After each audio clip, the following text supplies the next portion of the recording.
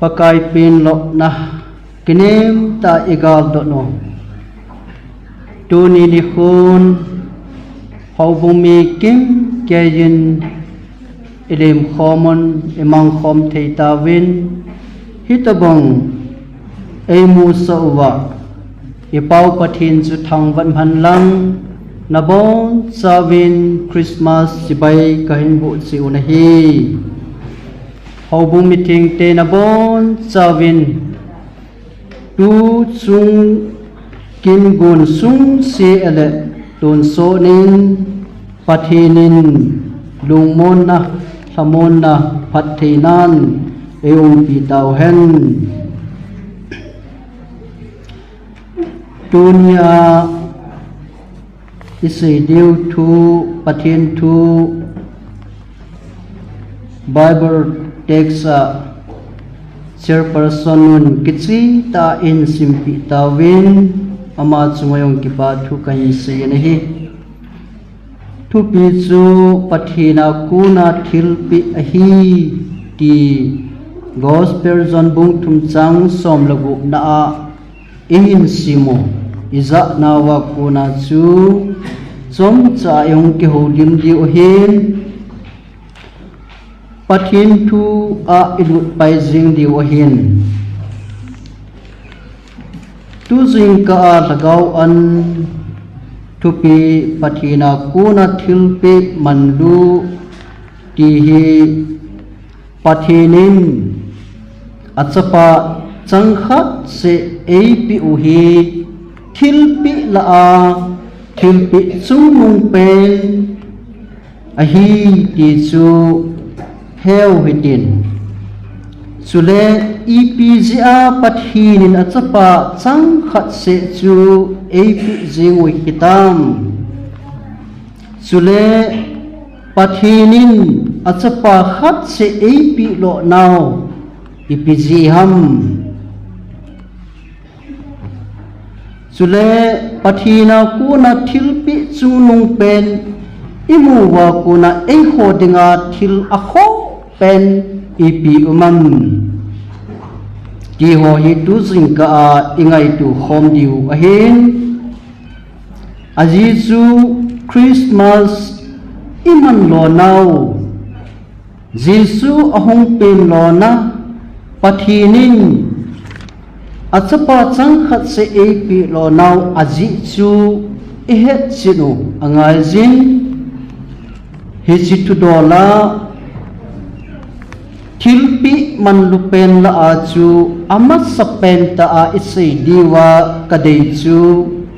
pathina kuna thilpi manlupen chu ngai lut thilpi ahi khatna a ngai lut thilpi ahi pathina na chapa changkhat se eipi u hi thilpi mai nang le ke eho thilpi khat ikipi tu tabang ai pon pathina kuna thilpi manlupen khat se kiti hi eho kipi tu thilpi mai tabang Halloween hi chi hi pathin ngai lut na chung nung pen thi chan gia ngai lut na akiti na hi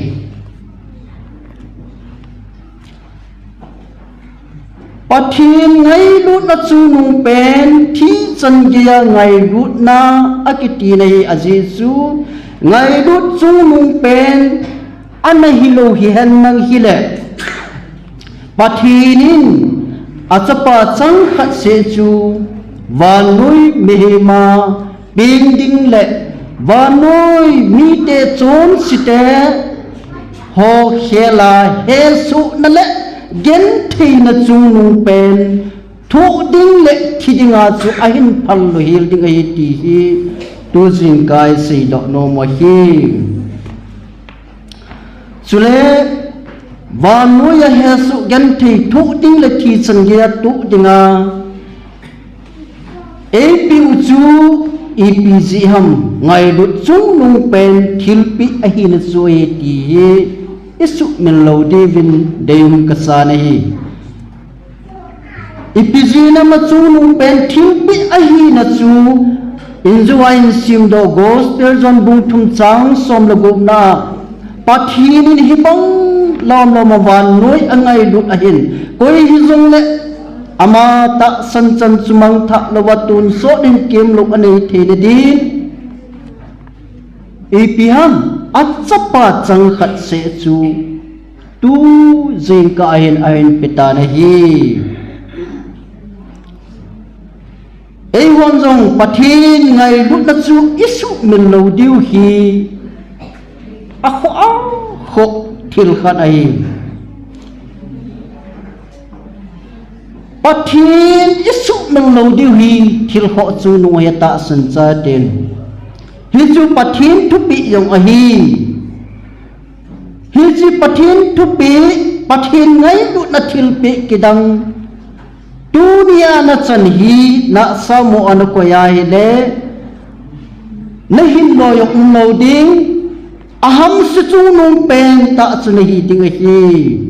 mak sut ki pa na thu pa som le ni lama chun nang man na lung kim pum pin na lagaw pum pin sule na thane na pum pin pakai na pathin sungai lun atile pathina ku na mi chom si tun so thina chang ding ta sa ki hu hing theng lo hu hing na ichan thine diwa ngai lu na kidang ta chunung pen pathina ku na achapa chang khat se ai pen ta chu nang le ke dinga hu hing ichan thine na ein piu thil pi hi nangin jong na lung kim pum pi a na hagaw pum pi a na thani na zo si a pakai na pathin hu hing na thil pi na hin pi pa chu na ngai lut ding a hi ati ai aban kin chu nang ma chu na ki ngai lut a hin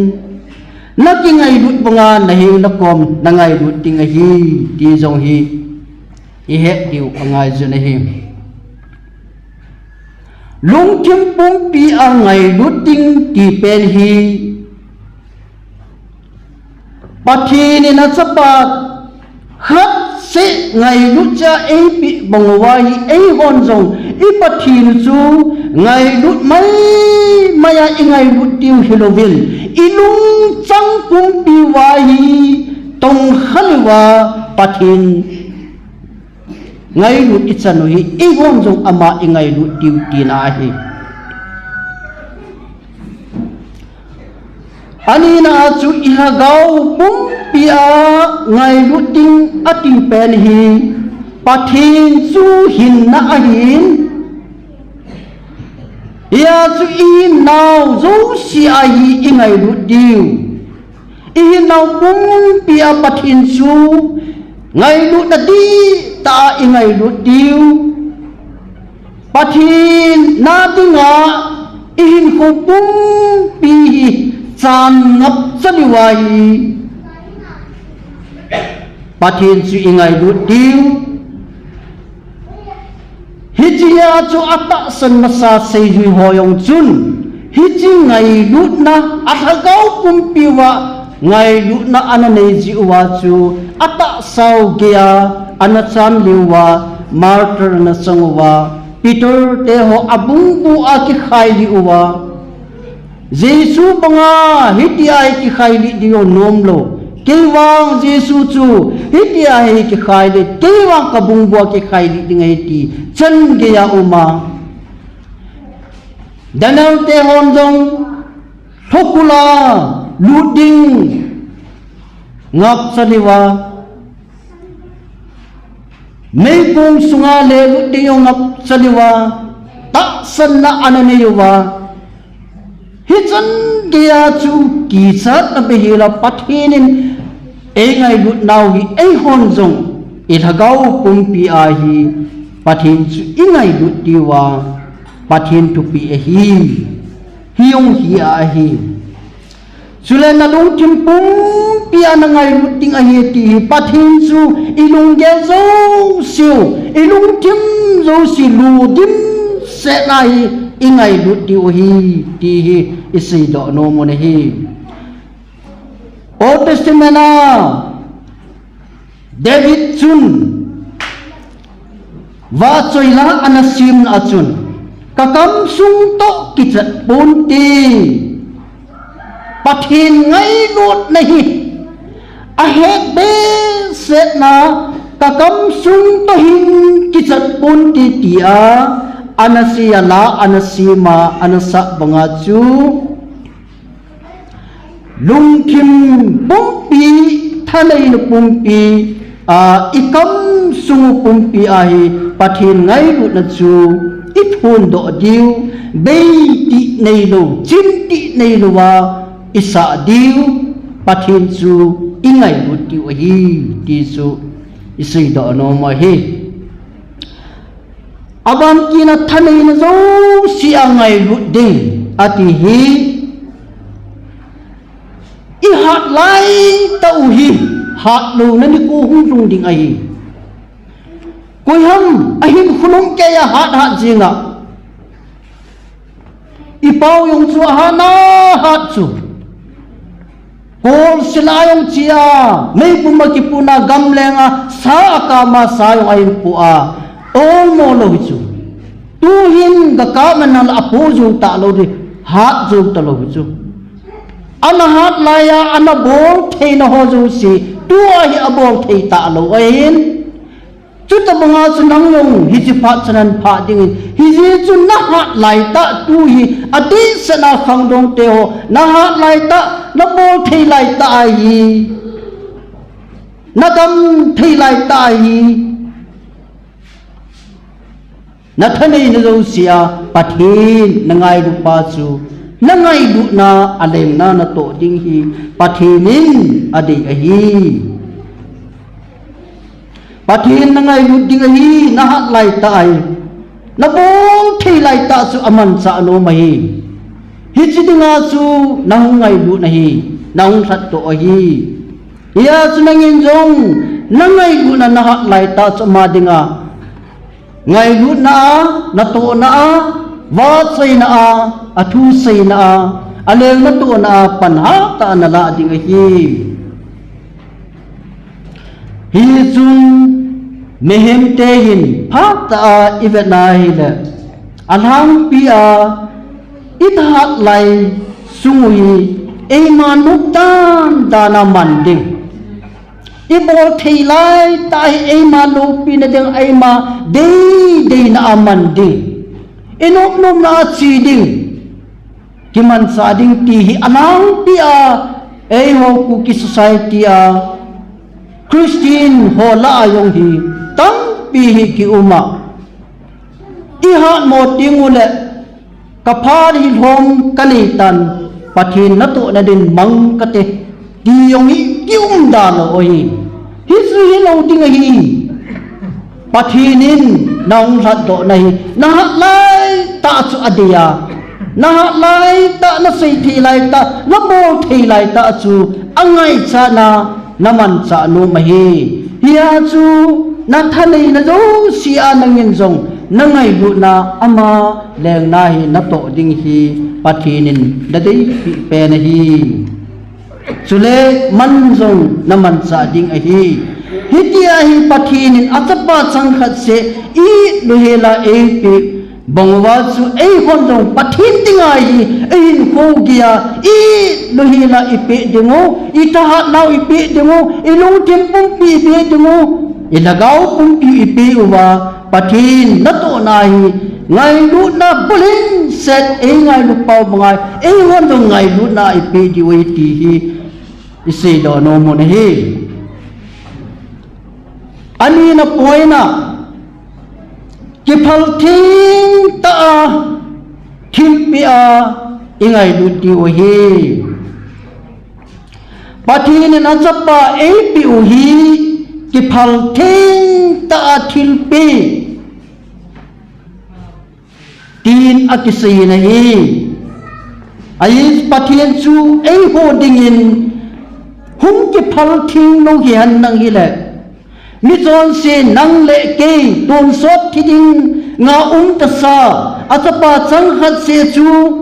ai hin pi do zo lo ding hin ki phal thing na hin ko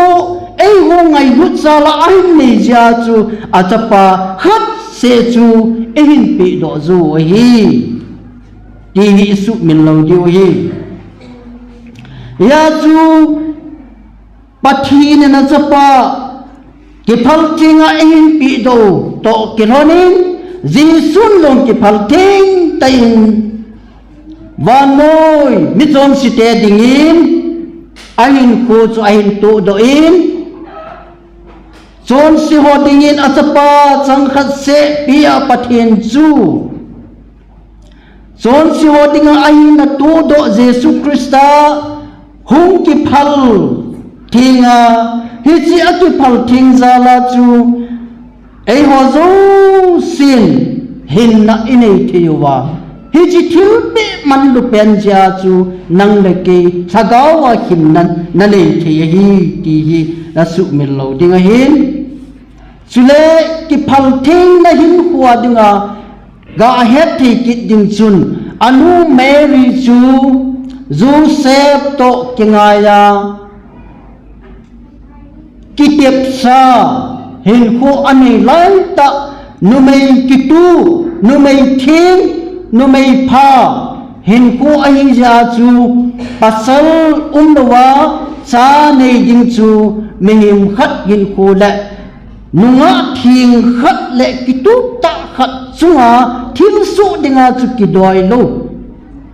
ai wanga chu hung ki pal thinga jesu hu hin pu pen na dinga sagau thingin ahung tu bi banga chu nuk na aniya ki phal thing na aniya hiwa ko na chu hu hin pu hung pinga ahung pina ko na chu ei hon tun so hin na ini thiju hi hi chi aki phal thing banga chu numei te ho zo sin jo mary banga hi ki phal thing na hin pu ini wa pathin ngai mut na chan nang long pathin dinga nangai mut na lung thim pumpi na thagau pumpi na thane na zo si chu pathina dinga thilpi na sata a na kipi a pathin dinga na phal ding hi thil kho ta chu hi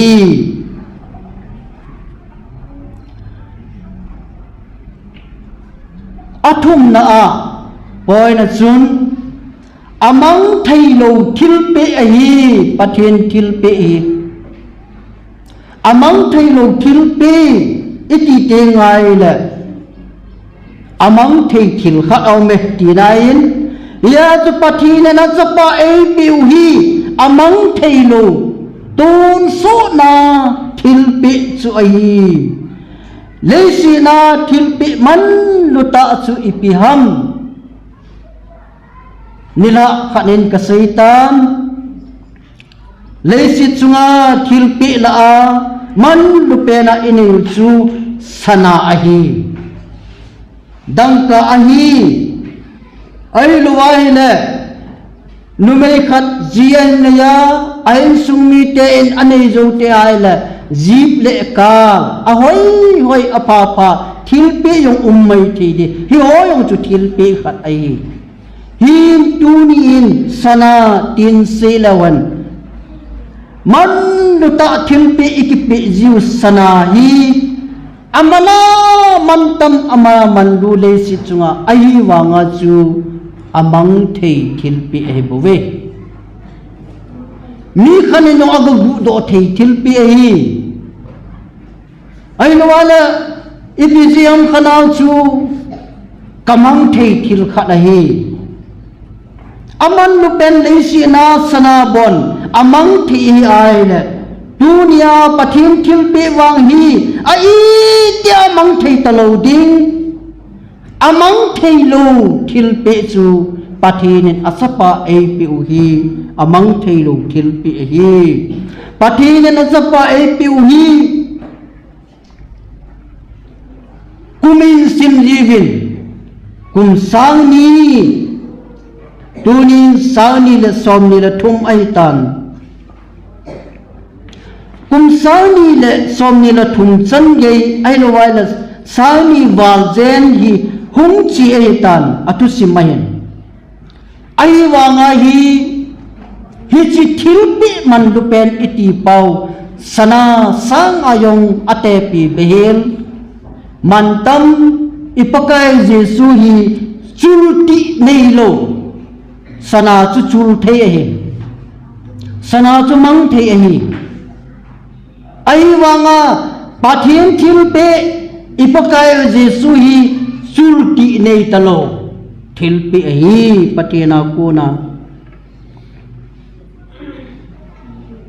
leiset pumpi aum lai sia yong mang talu hil ding thil pe hi van gam pakai ang pathin ang irun san kiwa yong mang talu ding thil pe chung nung pen chu hi achutia le hi chan ke amang thailo achul thailo thil pe e ki piu hi na sa mo a ikwai du ham supite mi hau sata khat hi ibi ham khat ji chun ahum kile el mi gan thai chung nung chu ahum su do ta nei ama hin chanu thum ane jin heji achanu thumo chu pheipa ban pha in son ain wa khangin ahum nunga tawian zinai thei chanai thi ahu hi phanwin aunu hi zinai dingin ahu tan ahila agan thei dan chu sehi lo ai ji chun azinai na dinga hi lungjan thei ta lai ta hin zan khat ahin a in su wahin sana dim set sakhau khadi gu thim chan anaki koyin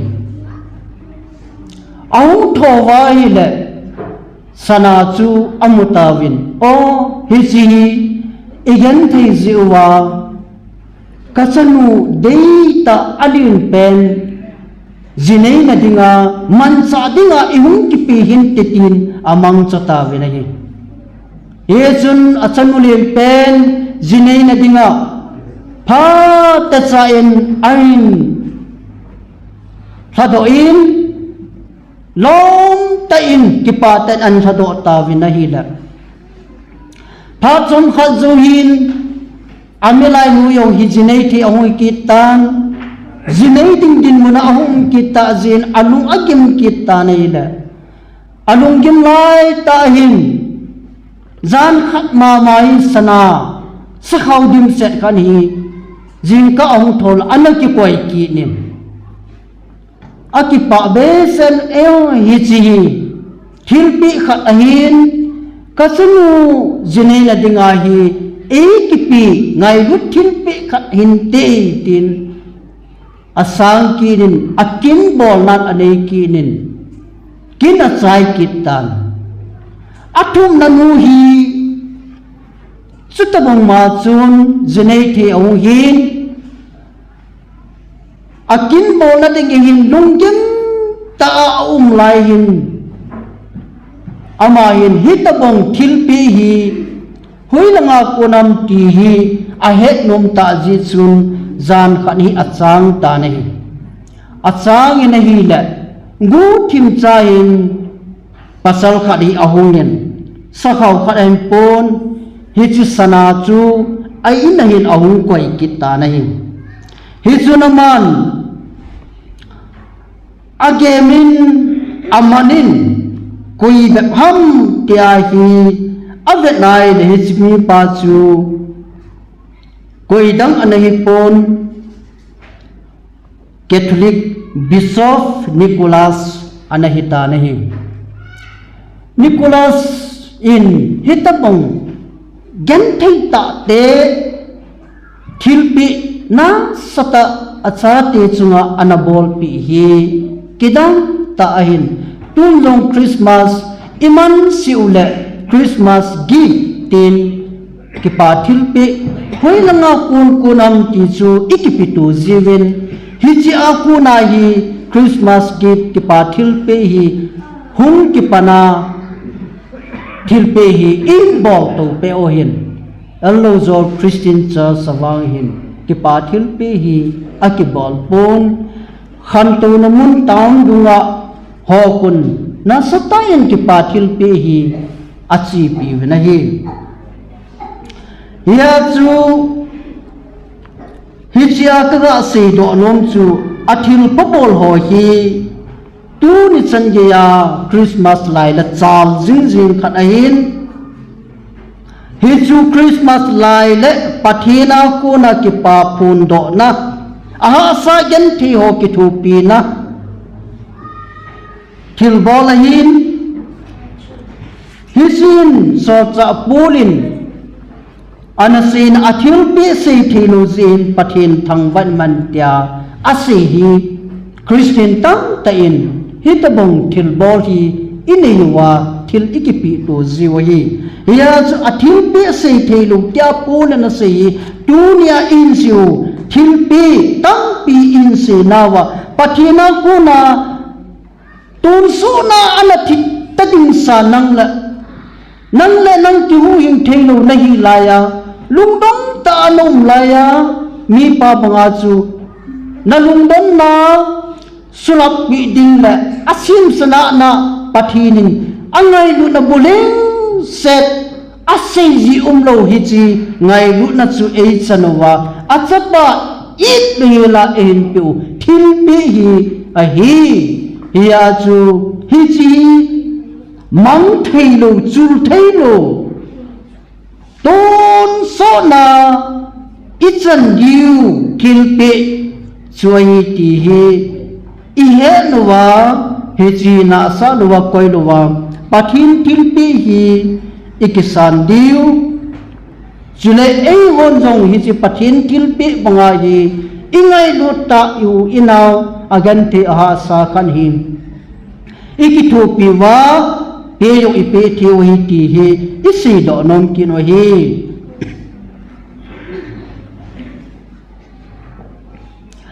ani da wa noi pum pi hup su a thil pi a hi pathina ko na thil pi ichano thil pi man lu pe ni wa noi pum pi ko ni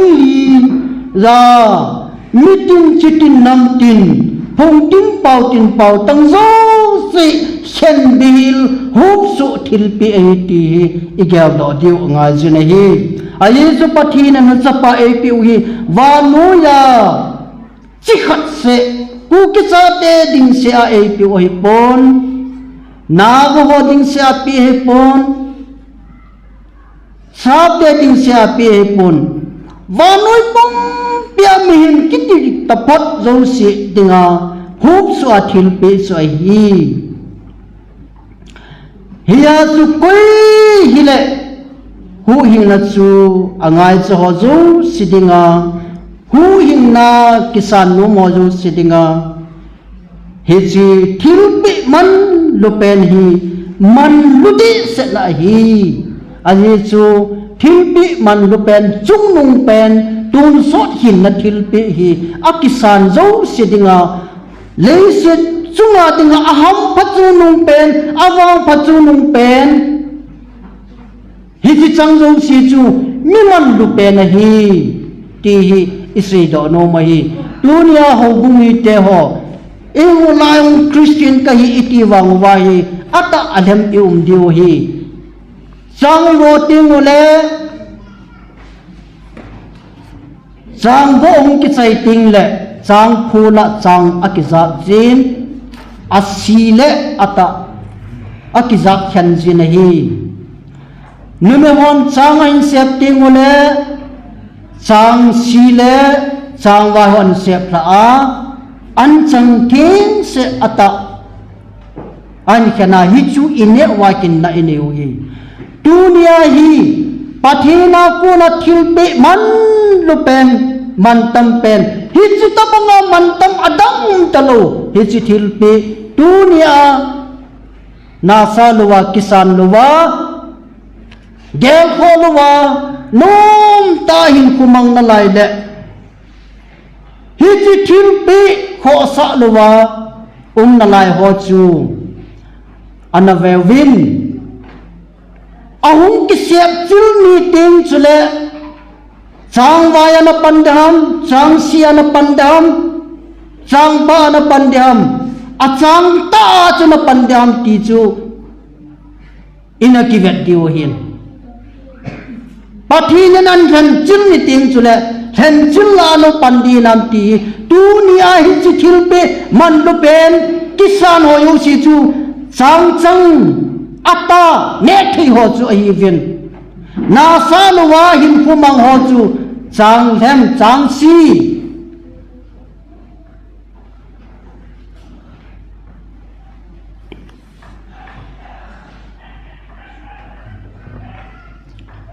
ye chun etupiu gospel jon bung thum chang som la jesu pathin hi bangai wan noi angai lut pathinin hi bangai wan noi angai lut na ki ngai lut na nang na ngai lut na wan noi hi ti vin pathinin hi bangai ki ngai lut na ki ti chi ta wang nang na ki ti lo ya chu hi chi na he thei lo voi chu chon si kahi thiding kahi ei ngai lut ja ki ti ta wang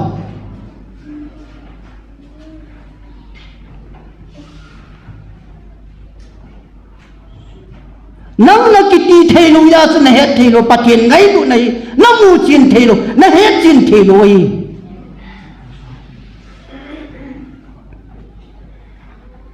hiya ju ata san lu la na pana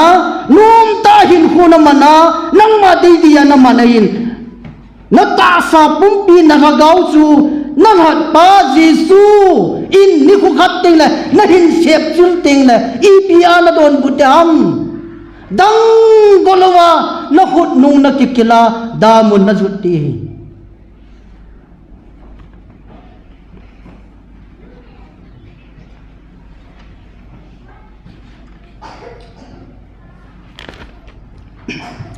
Yesun pathina kuna thilpi manlupen azapa khat se api ui ngai lu thilpi chunung pen ke phal thing na thilpi chunung pen